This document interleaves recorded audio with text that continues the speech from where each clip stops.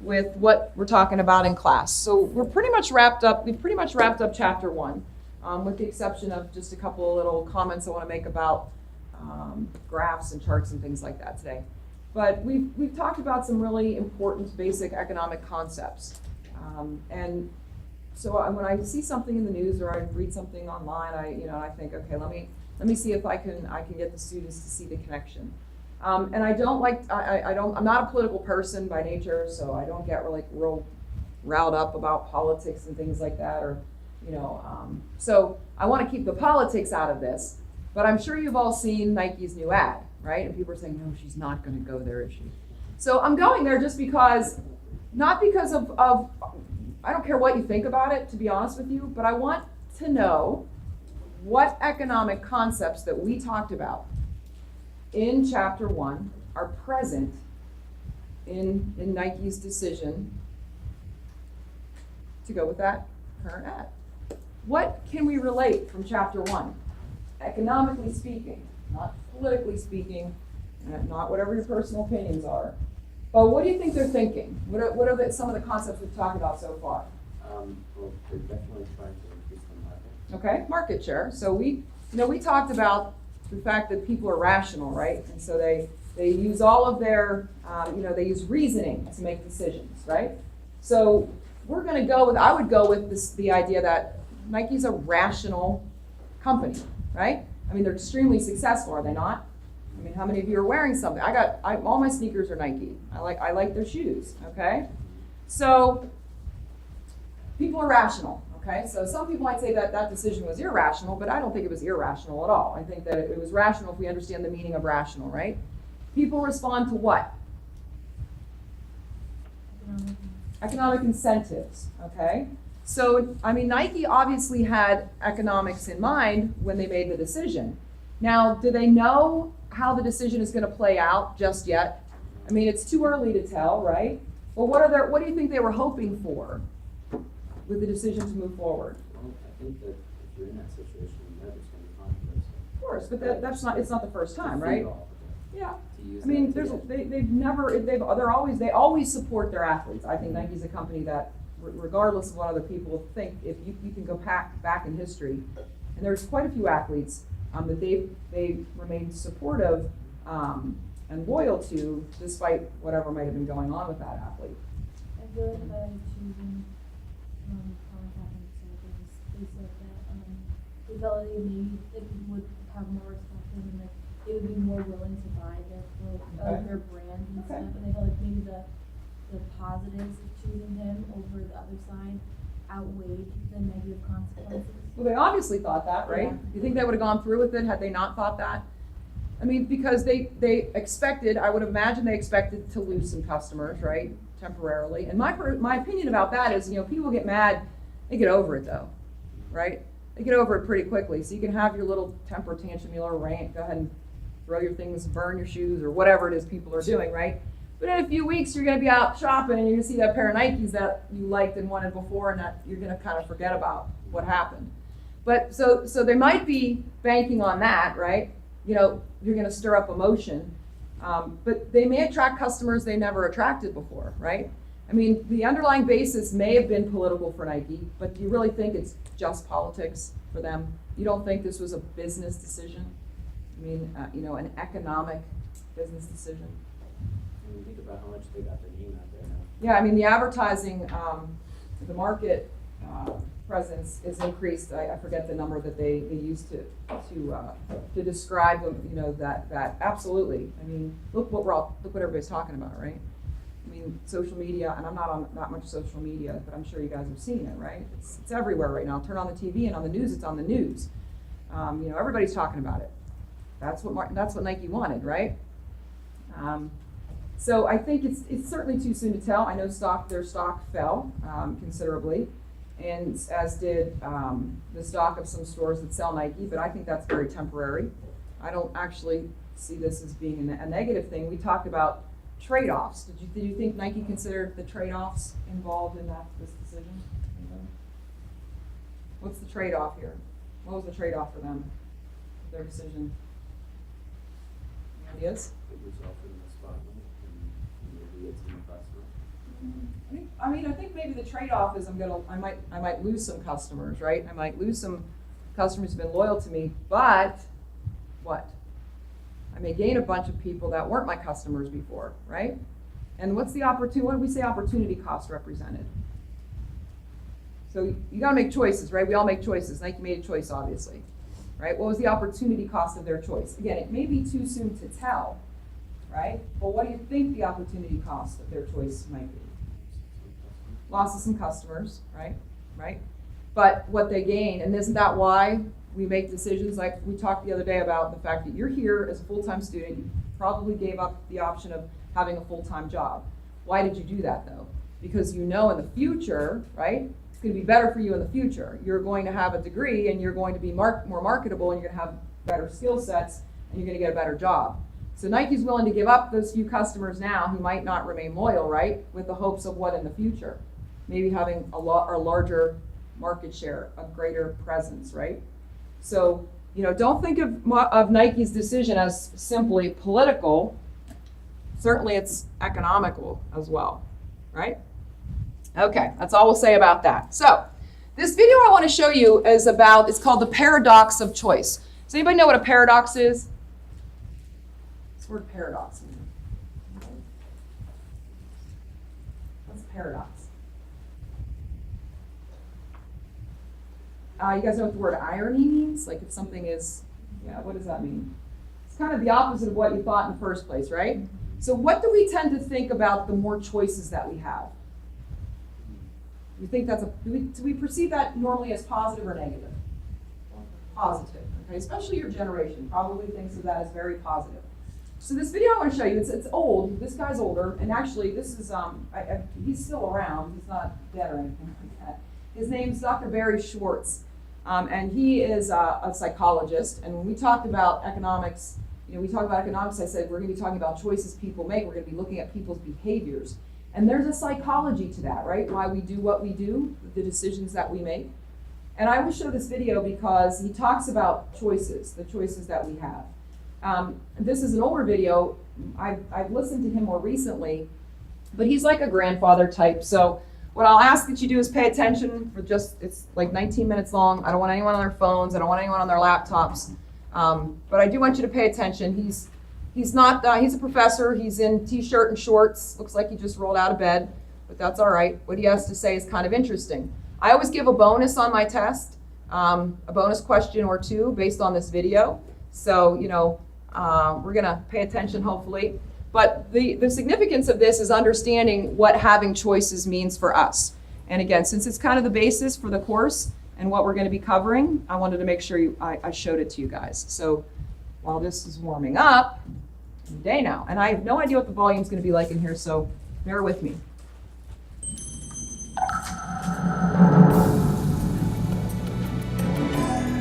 You guys ever hear of TED TV? Yeah. I'm going to talk to you about some stuff that's in this book of mine that I hope will resonate with other things that you've already heard, and I'll try to make some connections myself in case you missed them. But I want to start with what I call the official dogma. The official dogma of what? The official dogma of all Western industrial societies. And the official dogma runs like this. If we are interested in maximizing the welfare of our citizens, the way to do that is to maximize individual freedom. The reason for this is both that freedom is in and of itself good, valuable, worthwhile, essential to being human, and because if people have freedom, then each of us can act on our own to do the things that will maximize our welfare, and no one has to decide on our behalf. The way to maximize freedom is to maximize choice. The more choice people have, the more freedom they have, and the more freedom they have, the more welfare they have. This, I think, is so deeply embedded in the water supply that it wouldn't occur to anyone to question it. And it's also deeply embedded in our lives. I'll give you some examples of what modern progress has made possible for us. This is my supermarket, not such a big one. I want to say just a word about salad dressing. 175 salad dressings in my supermarket. If you don't count the 10 extra virgin olive oils and 12 balsamic vinegars you could buy to make a very large number of your own salad dressings in the off chance that none of the 175 the store has on offer suits you. So this is what the supermarket is like. And then you go to the consumer electronics store to set up a stereo system, speakers, CD player, tape player, tuner, amplifier, and in this one single consumer electronics store, there are that many stereo systems. We can construct 6.5 million different stereo systems out of the components that are on offer in one store. You gotta admit that's a lot of choice.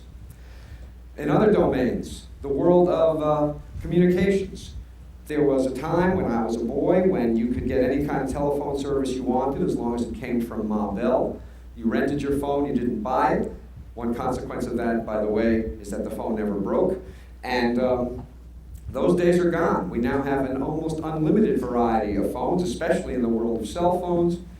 These are cell phones of the future. My favorite is the middle one, the MP3 player, nose hair trimmer, and creme brulee torch. And if by some chance you haven't seen that in your store yet, you can rest assured that one day soon you will. And what this does is it leads people to walk into their stores asking this question. And do you know what the answer to this question now is? The answer is no. It is not possible to buy a cell phone that doesn't do too much. So, in other aspects of life that are much more significant than buying things, the same explosion of choice is true. Healthcare. It is no longer the case in the United States that you go to the doctor and the doctor tells you what to do. Instead, you go to the doctor and the doctor tells you, well, we could do A or we could do B. A has these benefits and these risks. B has these benefits and these risks. What do you want to do? And you say, Doc, what should I do? And the doc says, A has these benefits and risks, and B has these benefits and risks. What do you want to do? And you say, if you were me, Doc, what would you do? And the doc says, but I'm not you. And the result is, we call it patient autonomy, which makes it sound like a good thing, but what it really is a shifting of the burden and the responsibility for decision making from somebody who knows something, namely the doctor, to somebody who knows nothing and is almost certainly sick and thus not in the best shape to be making decisions, namely the patient. There's enormous marketing of prescription drugs to people like you and me, which if you think about it, makes no sense at all since we can't buy them. Why do they market to us if we can't buy them? The answer is that they expect us to call our doctors the next morning and ask for our prescriptions to be changed. Something as dramatic as our identity is now become a matter of choice, as this slide is meant to indicate. We don't inherit an identity, we get to invent it, and we get to reinvent ourselves as often as we like. And that means that every day when you wake up in the morning, you have to decide what kind of person you want to be. With respect to marriage and family, there was a time when the default assumption that almost everyone had is that you got married as soon as you could, and then you started having kids as soon as you could. The only real choice was who, not when, and not what you did after. Nowadays, everything is very much up for grabs. I teach wonderfully intelligent students, and I assign 20% less work than I used to, and it's not because they're less smart, and it's not because they're less diligent, it's because they are preoccupied, asking themselves, should I get married or not? Should I get married now? Should I get married later? Should I have kids first or a career first? All of these are consuming questions. And they're going to answer these questions whether or not it means not doing all the work I assign and not getting a good grade in my courses. And indeed they should. These are important questions to answer. Work. We are blessed, as Carl was pointing out, with the technology that enables us to work every minute of every day from any place on the planet, except the Randolph Hotel.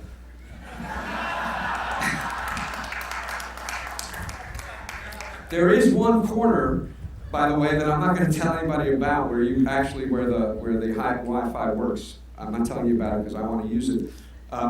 So what this means, this incredible freedom of choice we have with respect to work, is that we have to make a decision again and again and again. about whether we should or shouldn't be working. We can go to watch our kid play soccer, and we have our cell phone on one hip, and our BlackBerry on our other hip, and our laptop presumably on our laps. And even if they're all shut off, every minute that we're watching our kid mutilate a soccer game, we are also asking ourselves, should I answer this cell phone call? Should I respond to this email? Should I draft this letter? And even if the answer to the question is no, it's certainly going to make the experience of your kid's soccer game very different than it would have been.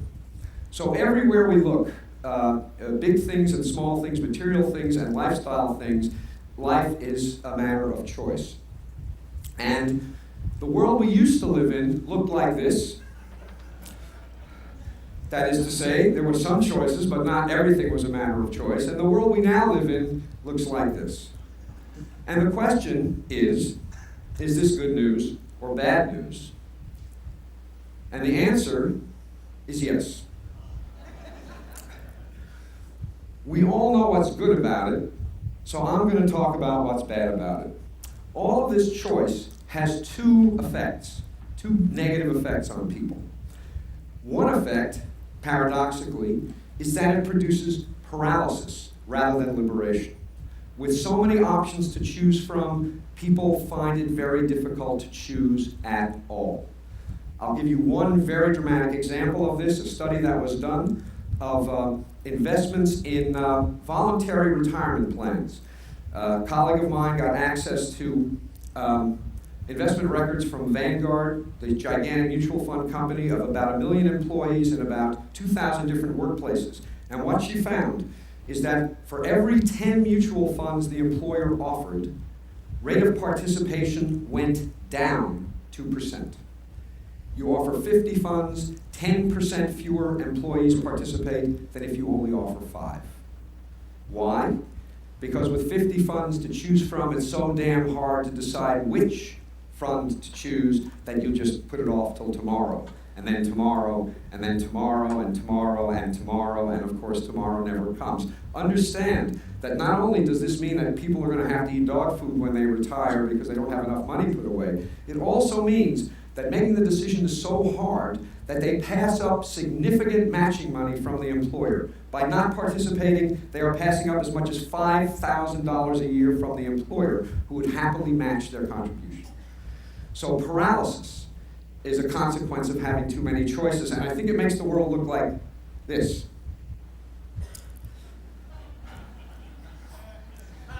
Ranch, right?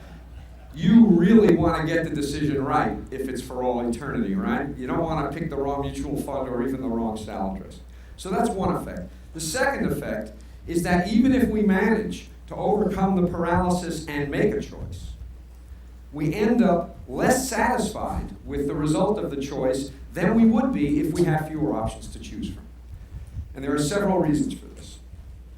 One of them is that with a lot of different salad dressings to choose from, if you buy one and it's not perfect, and you know what salad dressing is, it's easy to imagine that you could have made a different choice that would have been better.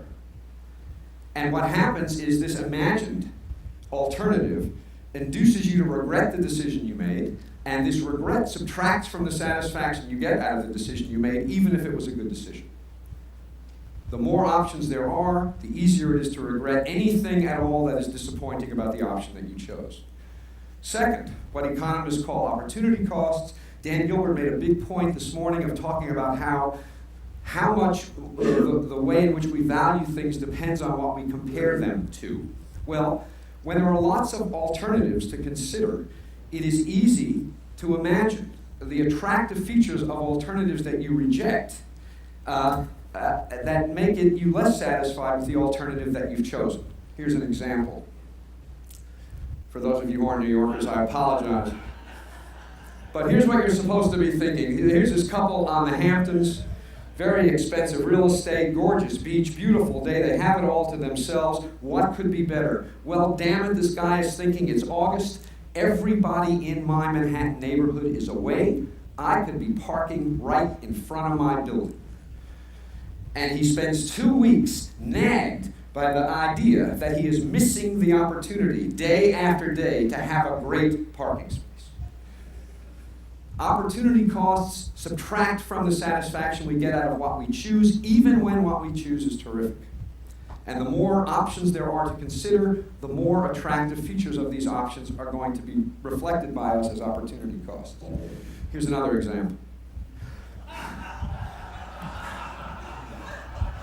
Now this cartoon makes a lot of points. It makes points about living in the moment as well, and probably about doing things slowly. But one point it makes is that whenever you're choosing one thing, you're choosing not to do other things, and those other things may have lots of attractive features, and it's going to make what you're doing less attractive. Third, escalation of expectations. This hit me when I went to replace my jeans. I wear jeans almost all the time, and there was a time when jeans came in one flavor, and you bought them, and they fit like crap, and they were incredibly uncomfortable, and if you wore them long enough and washed them enough times, they started to feel okay. So I went to replace my jeans after years and years of wearing these old ones, and I said, I want a pair of jeans, here's my size, and the shopkeeper said, do you want slim fit, easy fit, relaxed fit? You want button fly or zipper fly? You want stone washed or acid washed? Do you want them distressed? Do you want boot cut? Do you want tapered? Blah, blah, blah, on and on. He went. My jaw dropped, and after I recovered, I said, I want the kind that used to be the only kind.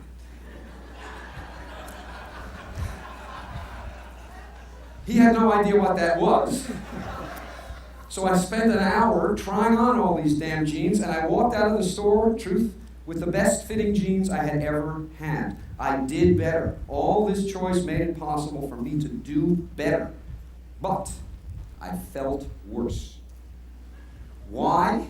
I wrote a whole book to try to explain this to myself. The reason is, the reason I felt worse is that with all of these options available, my expectations about how good a pair of jeans should be went up. I had I had no particular expectations when they only came in one flavor. When they came in 100 flavors, damn it, one of them should have been perfect. And what I got was good, but it wasn't perfect. And so I compared what I got to what I expected, and what I got was disappointing in comparison to what I expected. Adding options to people's lives can't help but increase the expectations people have about how good those options will be. And what that's going to produce is less satisfaction with results, even when they're good results. Nobody in the world of marketing knows this. Because if they did, you wouldn't all know what this was about. The truth is more like this. The reason that everything was better back when everything was worse is that when everything was worse, it was actually possible for people to have experiences that were a pleasant surprise. Nowadays, the world we live in, we affluent, industrialized citizens, with perfection, the expectation, the best you can ever hope for is that stuff is as good as you expect it to be. You will never be pleasantly surprised because your expectations, my expectations, have gone through the roof. The secret to happiness, this is what you all came for. The secret to happiness is low expectations.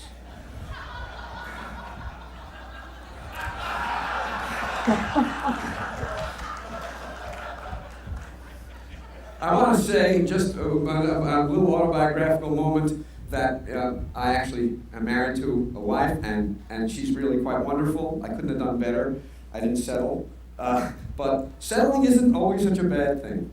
Finally, one consequence of buying a bad fitting pair of jeans when there is only one kind to buy is that when you are dissatisfied and you ask why, who's responsible? The answer is clear. The world is responsible. What could you do? When there are hundreds of different styles of jeans available and you buy one that is disappointing and you ask why, who's responsible? It is equally clear that the answer to the question is you. You could have done better. With 100 different kinds of jeans on display, there is no excuse for failure.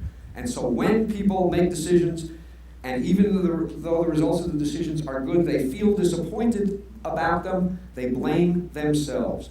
Clinical depression has exploded in the industrial world in the last generation. I believe a significant, not the only, but a significant contributor to this explosion of depression and also suicide is that people have experiences that are disappointing because their standards are so high, and then when they have to explain these experiences to themselves, they think they're at fault. And so the net result is that we do better in general, objectively, and we feel worse. So, let me remind you, this is the official dogma, the one that we all take to be true, and it's all false. It is not true. There's no question that some choice is better than none, but it doesn't follow from that that more choice is better than some choice. There's some magical amount, I don't know what it is. I'm pretty confident that we have long since passed the point where options improve our welfare. Now, as a policy matter, I'm almost done. As a policy matter, the thing to think about is this. What enables all of this choice in industrial societies is material affluence. There are lots of places in the world, and we have heard about several of them, where their problem is not that they have too much choice, their problem is that they have too little. So the stuff I'm talking about is the peculiar problem of modern, affluent, Western societies. And what is so frustrating and infuriating is this. Steve Levitt talked to you yesterday about how these expensive and difficult to install child seats don't help. It's a waste of money. What I'm telling you is that these expensive, complicated choices, it's not simply that they don't help. They actually hurt. They actually make us worse off. If some of what enables people in our societies to make all of the choices we make were shifted to societies in which people have too few options, not only would those people's lives be improved, but ours would be improved also. This is what economists call a Pareto improving move. Income redistribution will make everyone better off, not just poor people, because of how all this excess choice plagues us. So, to conclude, you're supposed to read this cartoon and being a sophisticated person say, what does this fish know? You know, nothing is possible in this fishbowl. Impoverished imagination, a myopic view of the world, and that's the way I read it at first. The more I thought about it, however, the more I came to the view that this fish knows something. Because the truth of the matter is that if you shatter the fishbowl so that everything is possible, you don't have freedom, you have paralysis. If you shatter this fishbowl so that everything is possible, you decrease satisfaction. You increase paralysis and you decrease satisfaction. Everybody needs a fishbowl. This one is almost certainly too limited, perhaps even for the fish, certainly for us. But the absence of some metaphorical fishbowl is a recipe for misery and, I suspect, disaster. Thank you very much.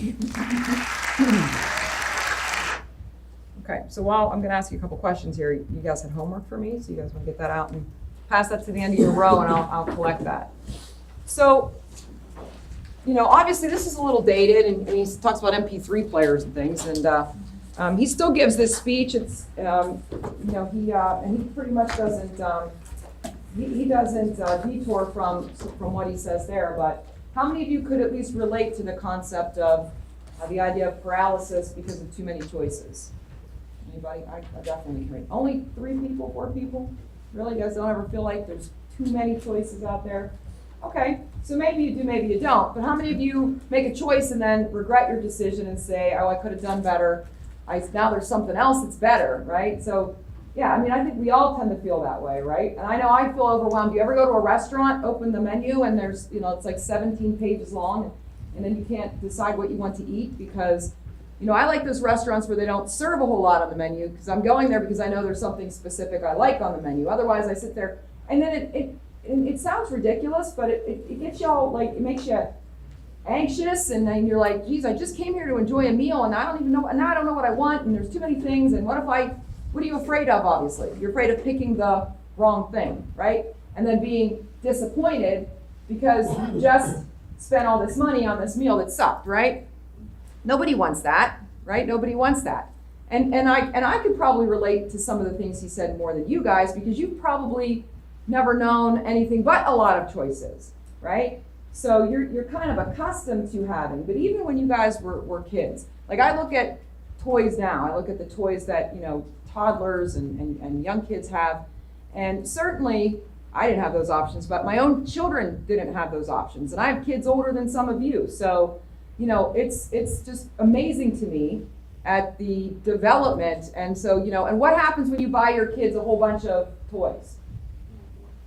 Well, they might want more. They play with one, yeah, these are all correct. They might want more, they're never satisfied, right? They might find one they like, or You might just like put in cardboard. yeah, the kids like the boxes and the wrappers and all that other stuff.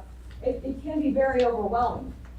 He also comments on feeling like this idea of perfection, And how many of you, and if you don't feel comfortable raising your hand, that's fine, but I think a lot of you would agree that as you've grown up, and you're, in high school and sports and whatever it is that you chose to participate in, that there were certain expectations, or at least you thought people had certain expectations of you in terms of performance, right? And if I'm not meeting those expectations, kids today can't be kids, right? If you're in kindergarten, well, you should be doing 2nd and 3rd grade reading in kindergarten, right? And if you're in 2nd and 3rd grade, you should be doing what 6th grade kids are doing in 6th grade. When I was in kindergarten, we did what kindergarten kids were supposed to do, and that was mostly play and learn the alphabet. My sister's like 5 years younger than me, and I can remember her learning the alphabet with these blow-up letters. That was like her entire kindergarten year, and playing. Now in kindergarten, for heaven's sakes, I'm not sure, I'm afraid to watch that show, Are You As Smart as a 5th Grader? Because, and then ask your parents, like helping kids with homework nowadays, there may be certain things that if my kids needed help, I could help with, but a lot of things I was like, I don't even know what that is. Because there's always this pressure for you to be better or more educated at a younger age, right? We don't even give you an opportunity to be a kid anymore. And again, maybe you don't feel it as much as my generation might feel it, but there is a lot of truth in what he has to say. So what is the secret? What's the secret to happiness? What does he say? I saw somebody write it down too. Have low expectations. Low expectations, right? Do you guys agree with that? You have really high expectations of yourselves, don't you? For the most part you do. Do you think that your parents and the people that care about you have high expectations? And do you think those are accurate? Your view of what their expectations of you, do you think they're necessarily accurate? Like if you make a mistake, are you afraid that you're going to disappoint someone? But we're not perfect, right? We all make mistakes. The idea of the grocery store, did you guys take notice of the different, how many of you don't believe that that's actually how many different varieties of those things that he mentioned in a grocery store? If any of you live in a big city with like a Wegmans or something like that, I dare you to stand at the salad dressing aisle and count all the different salad dressings. Okay? And I laugh, and they were giving a choice. I don't know, my kid consumes a gallon of ranch a week, so I'm assuming that for kids your age, mostly people your age, you probably are ranch is probably your top choice, right? But if you go to the grocery store, there's literally a couple hundred different options for salad dressing. And then it gets overwhelming and you eventually can't pick, right? Ladies, you go shopping for an outfit or shoes or something like that. And even guys, if you're looking, you think you know what you have in mind, and then you get there, and then there are other things you weren't considering in the first place, and now you don't know what you want. Now you don't know what goes with what, and what you think looks best on you, and you fret and you stress, right? When that was supposed to be a fun or a positive experience, it turns into a stressful experience, which is what Dr. Schwartz was saying about, depression and all those things. That's obviously the other end, the more drastic end of things, but there definitely is some truth to that. So, all these choices have really created paralysis. And so the key to happiness, low expectations. Anybody have any comments, questions, anything you want to add to that? No? Okay. All right, so I just want to take a look at a couple things here. The very end of your PowerPoints for chapter 1. Just want to talk, and I'm not even going to go through all of these graphs in detail, but I am going to at least show you a couple of them because we get to chapter 2. And in chapter 2, we're going to be talking about the production possibilities frontier, something called the production possibilities frontier. And then we're going to go back to that idea of trading. And those are really the two main concepts we're going to be looking at in chapter 2. And then, we have an exam that comes after that. So keep that in mind. Okay. So the appendix talks a little bit about graphing. I'm not going to actually have you make graphs or anything like that. But I am going to use them a lot to explain certain concepts, and we get into this next chapter.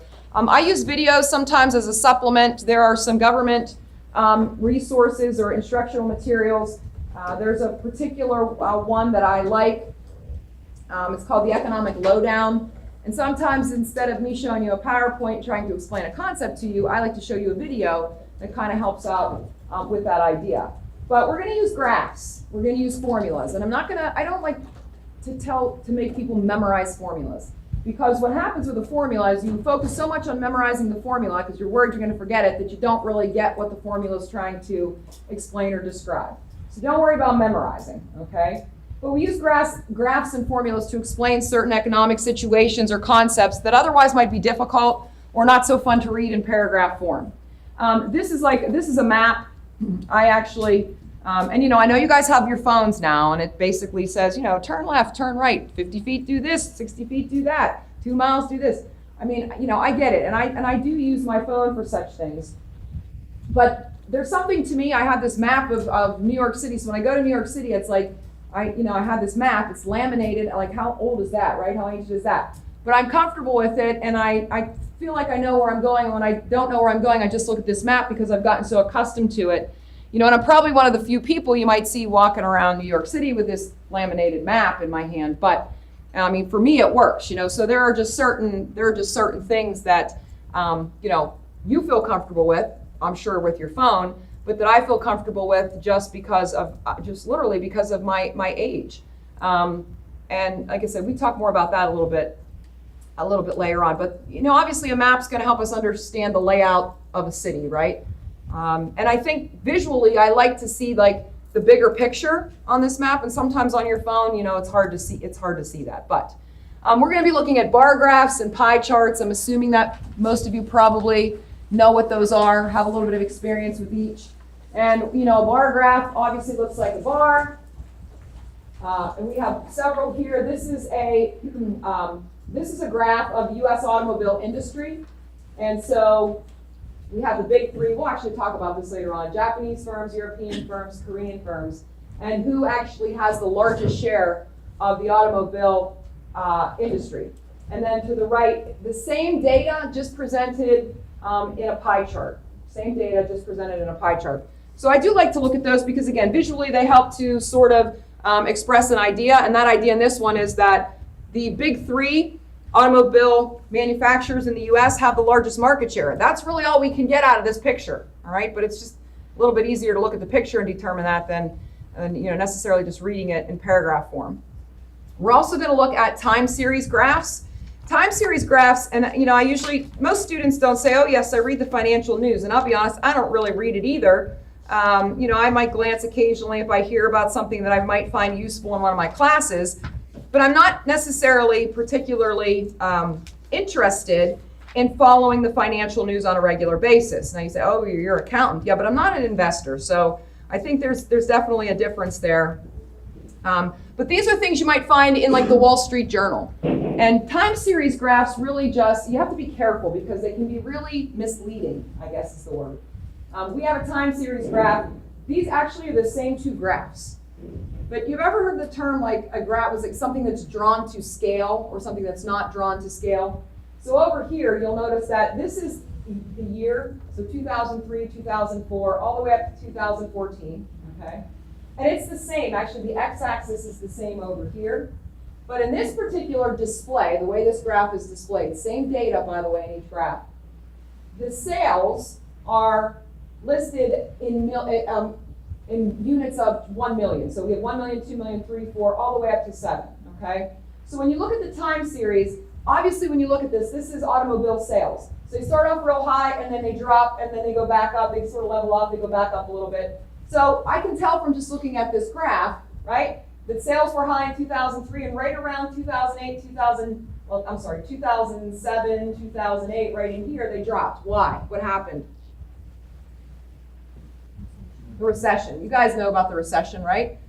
When the real estate market took a major nosedive, we say the bubble burst. Does anybody know what that means?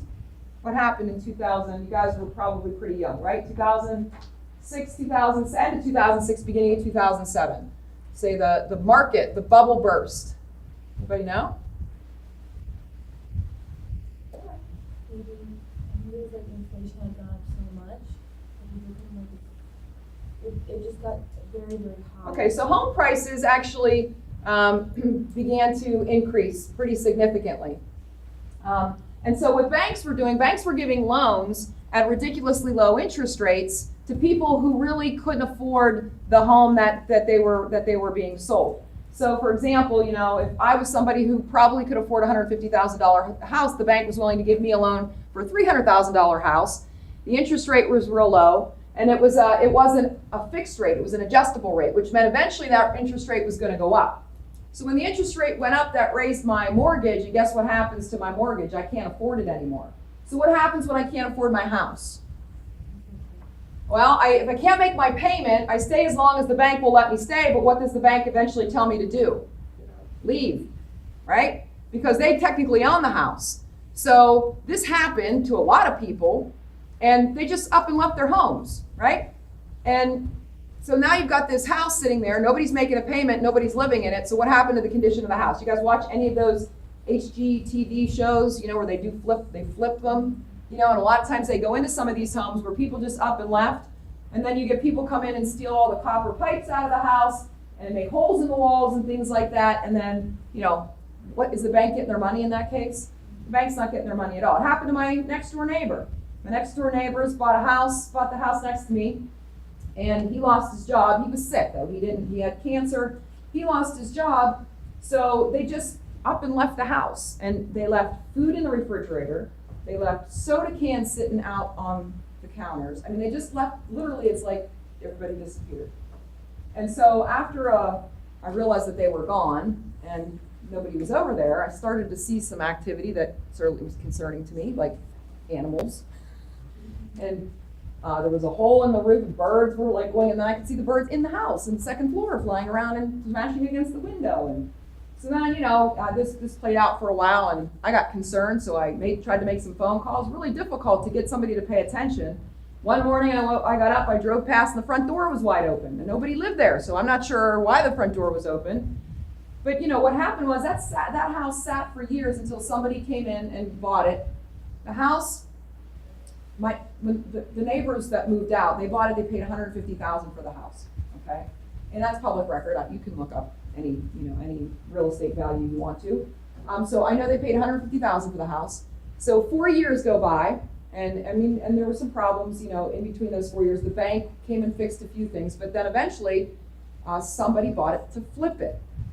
They paid $40,000 for that house, but it needed gutted. So the person who bought it for $40,000, gutted the entire inside and out, and actually the entire inside, and then on the outside they had to do quite a few things. And you know, to flip it, and then sold it for like I think $129,000 or something like that. So I have a new neighbor, and you know, it's all good. He's good. He takes care of his property, so I'm happy about that, because what that did to my home was lower the value, right? So it's like there are lots of consequences to a situation like that.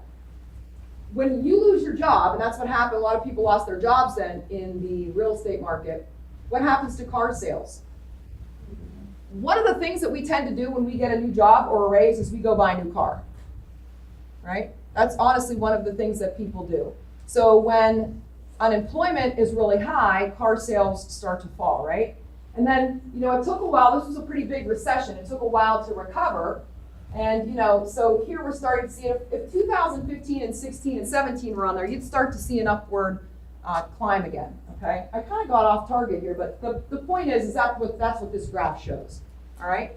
The graph to the right is the exact same data, car sales, but the graph it's the points on the graph, right? The variables on the y-axis are set up a little differently. See, over here it was 1 million, 1 million, 1 million, right? Increases of 1 million. Here, notice it's 0, then it goes to 4.5, then it goes to 5, then it goes to 5.5. So we're talking half millions, correct? So notice what that does to my graph. Does it not make this drop look a lot more dramatic than it does on the left, even though it's the exact same thing? So when we're missing data between 0 and 4.5. This graph actually starts at 0 and goes to 1. This one starts at 0 and goes to 4.5. We call that missing piece truncated, T-R-U-N-C-A-T-E-D. So this is truncated.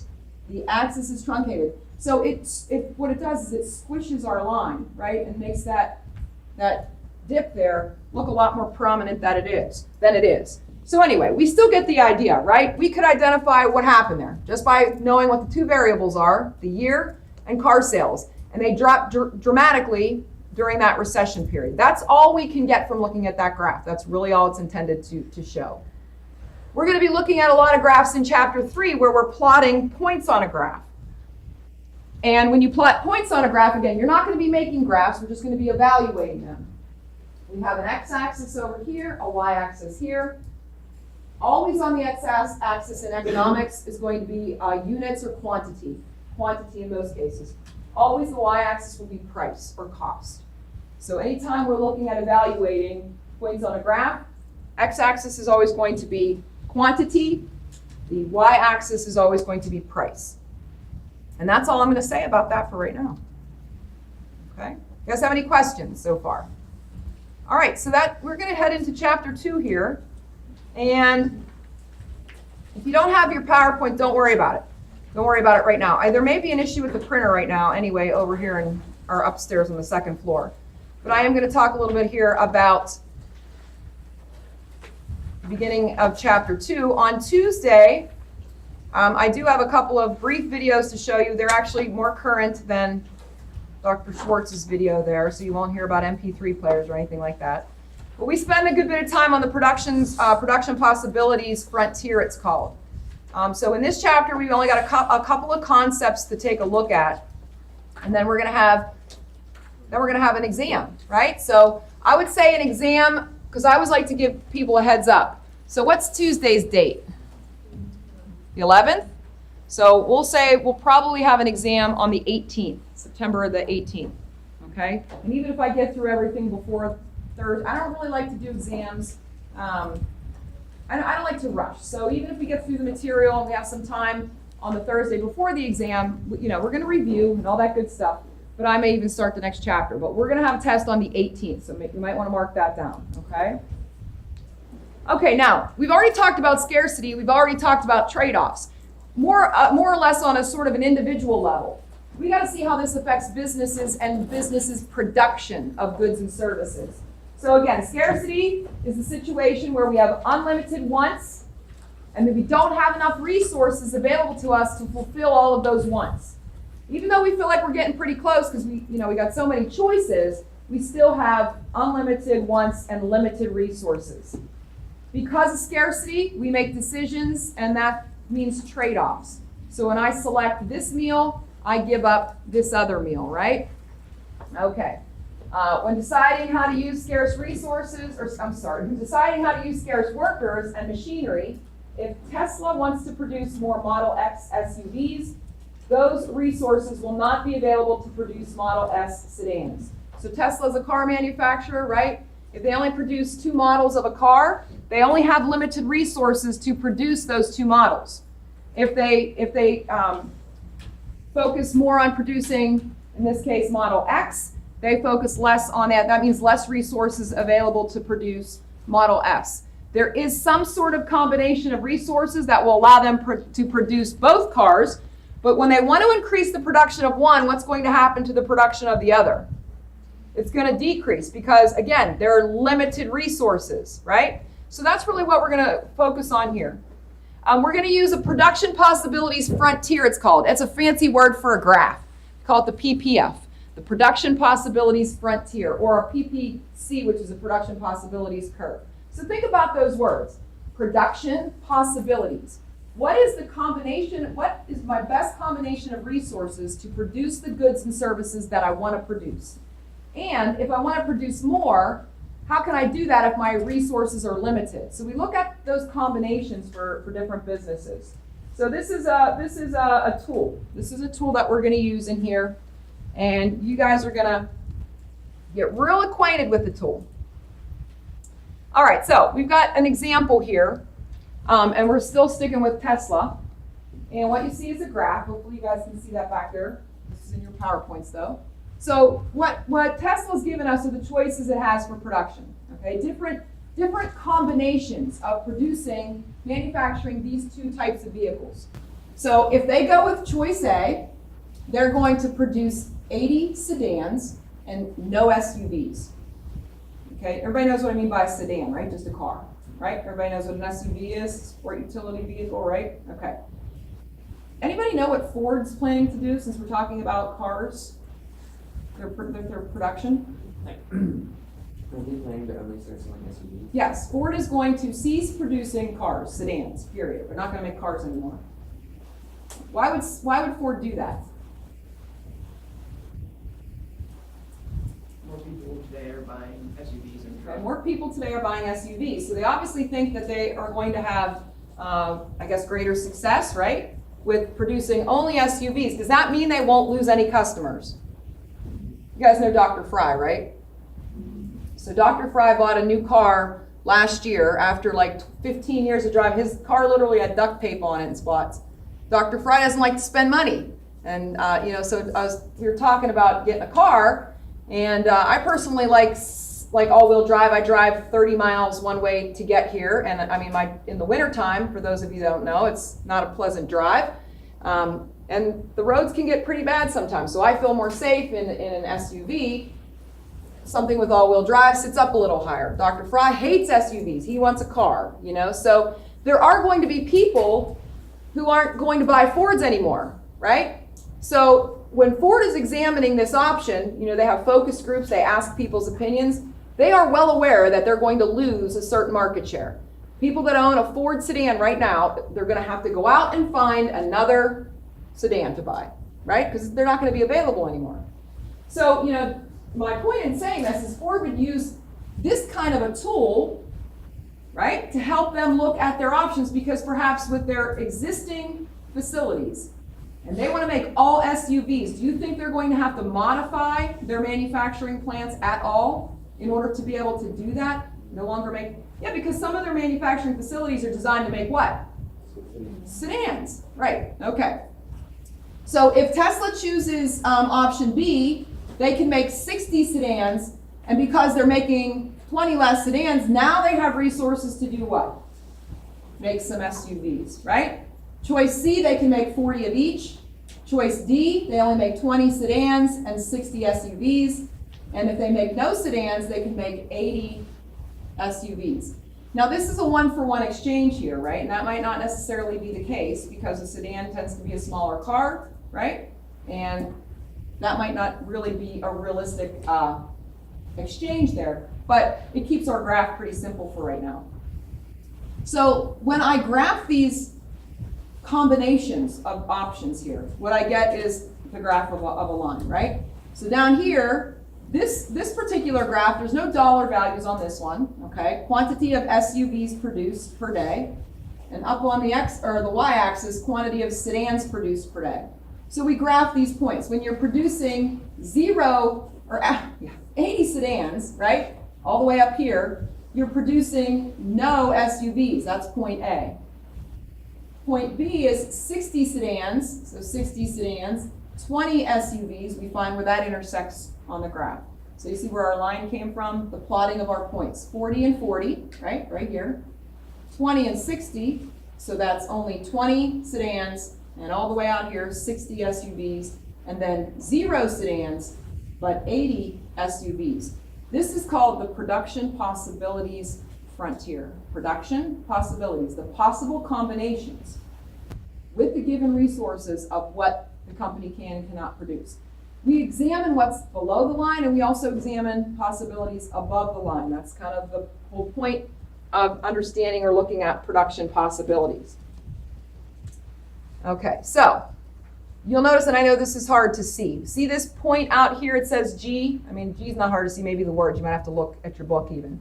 This is a combination that is unattainable with current resources. So right now, if Tesla wanted to produce 50 SUVs and 60 sedans, that's this point up here, they can't do it.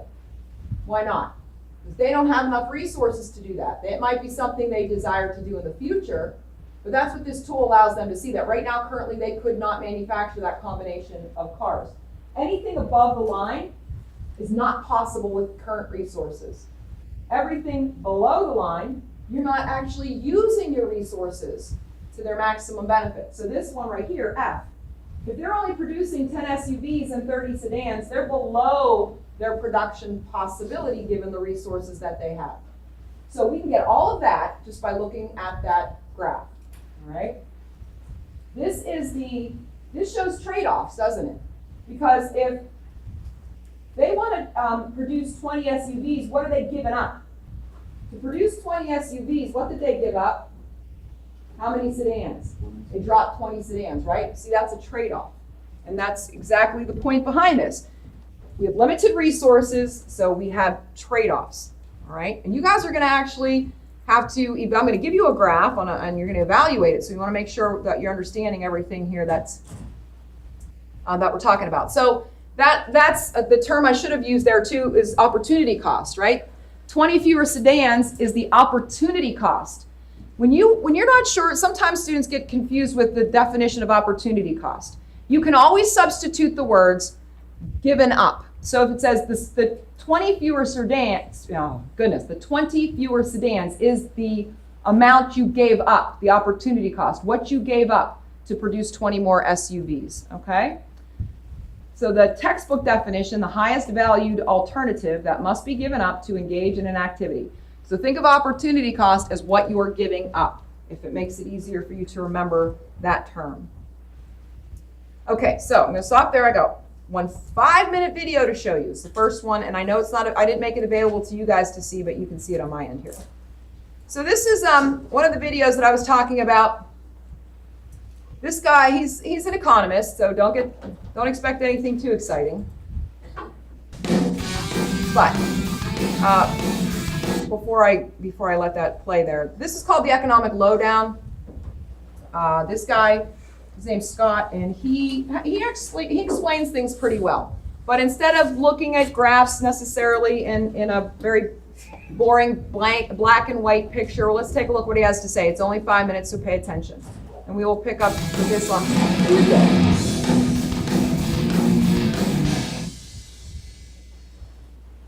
Have you been to a frontier lately? You know, an outer limit or a border.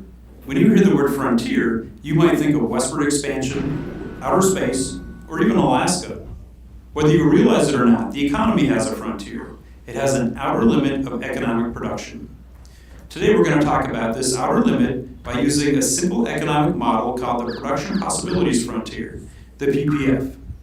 Like most models, the PPF reflects a simplified version of reality, and in this case, it can be easily shown on a graph. For example, let's imagine a single economy, the island nation of ECON101, that produces only two goods, widgets and gadgets. ECON101 is a closed economy, which means that it doesn't trade with other countries. It can only consume what it produces.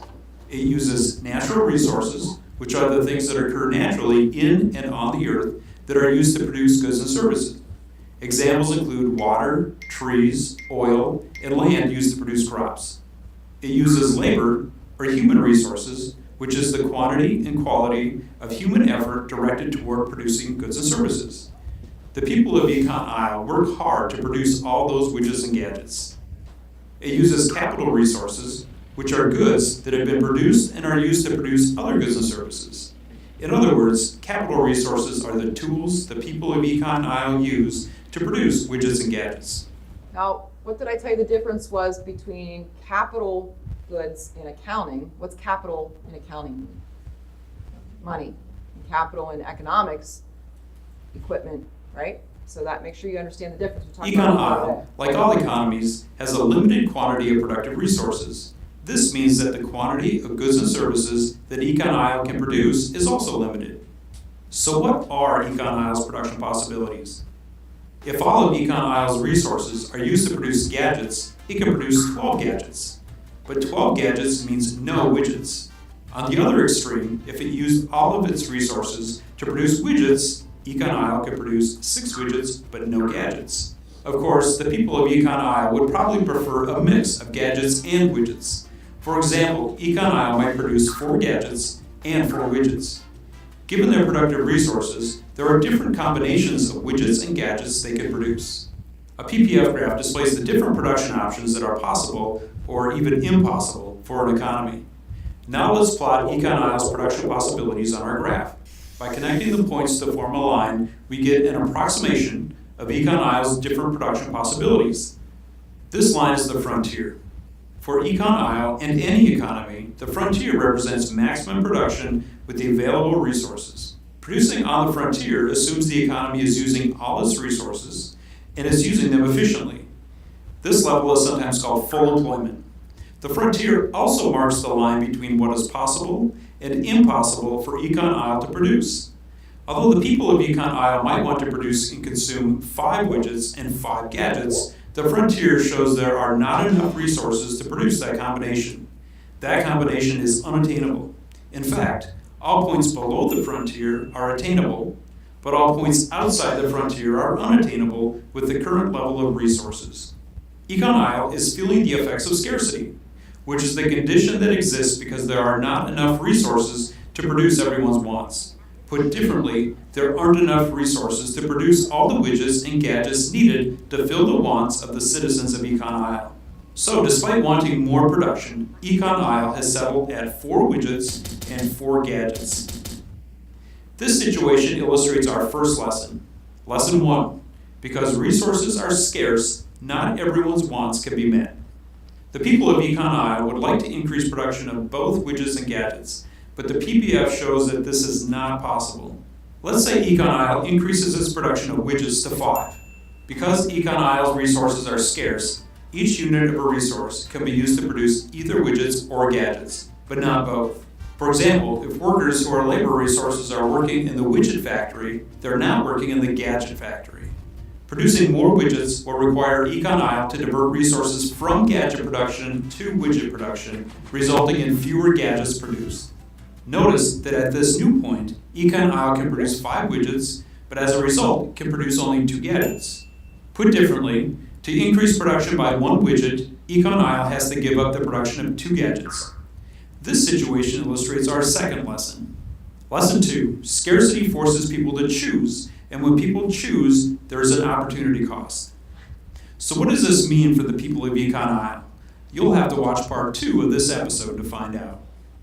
Now that's exciting, right?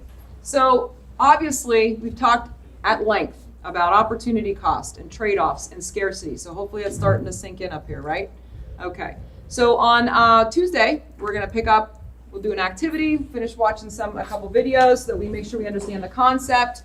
By next Thursday, I'll be giving you information for the exam, chapters 1 and 2, and then exams the following week. I'll also give you back your graded assignments because I like to go over them, so I don't have you just do them because they'll be helpful for the test in your preparation.